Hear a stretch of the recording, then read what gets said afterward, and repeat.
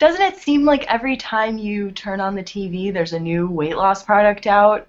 Diet pills, exercise machines, different food systems. We're bombarded by these messages of weight loss tools, but somehow we're getting fatter and fatter as a country. I've definitely been there. I used to be 50 pounds heavier. But what if I told you that you didn't have to spend money to look and feel your best? It's possible to lose weight and eat the foods you love without feeling like you're cheating.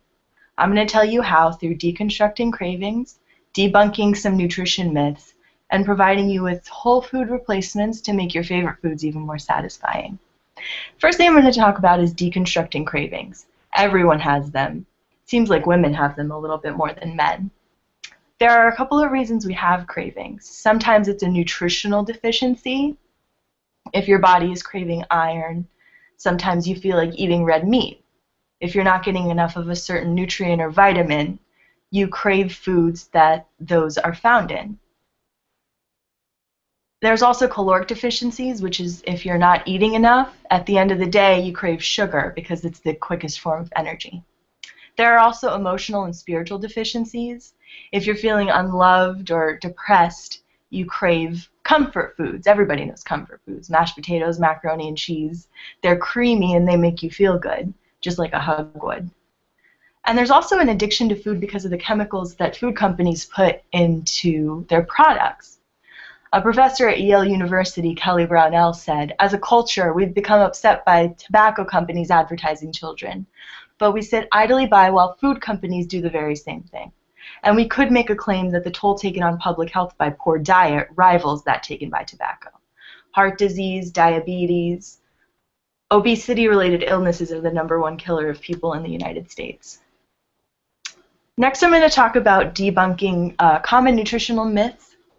There's a fat myth, and the truth is fat doesn't make you fat. Everybody's heard about omega-3 fatty acids. That's something that's necessary for your brain health. Saturated fat is necessary for your blood to work the way it's supposed to.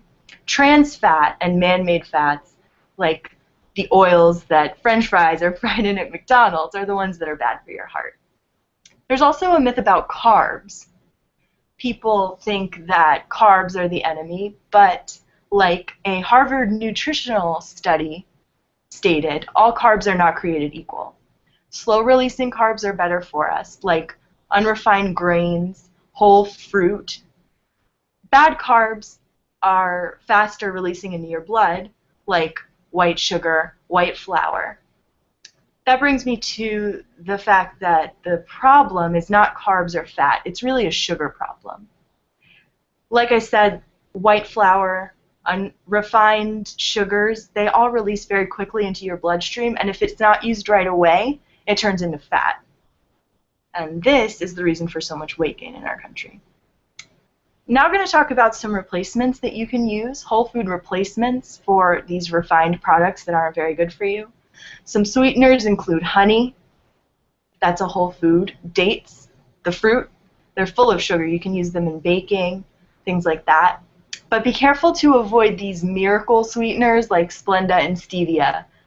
They usually have other chemicals added to them that are carcinogens, and stevia can actually drop your blood sugar dangerously low. Also, there are refined grains that are no good for us, like white flour. You can use oat flour, brown rice flour, nut flour in any of your baking, even breading foods like chicken or French fries or onion rings. You can use all of these, and it's a lot better for your health. The last thing I'm going to talk about is animal products. It's very important to always choose grass-fed meat, because even when they say grain-fed, it usually means that the animal was given corn, and they can't digest the corn, which causes farmers to have to kind of scoop it out of them once they're ready to be sold. As far as milk is concerned, the milk has to be so cleaned in this country, it's called ultra-pasteurized, that it kills any of the nutrients that are in it. So you can try rice milk, almond milk, coconut milk for healthy fats and essential vitamins and minerals. There's a lot to be learned when it comes to the choices we make with our nutrition. Unfortunately, factory farming, GMOs, and their dangers are common knowledge, but these industries still continue to thrive. I personally don't believe that any change will be made until we realize that the old saying is true, you are what you eat.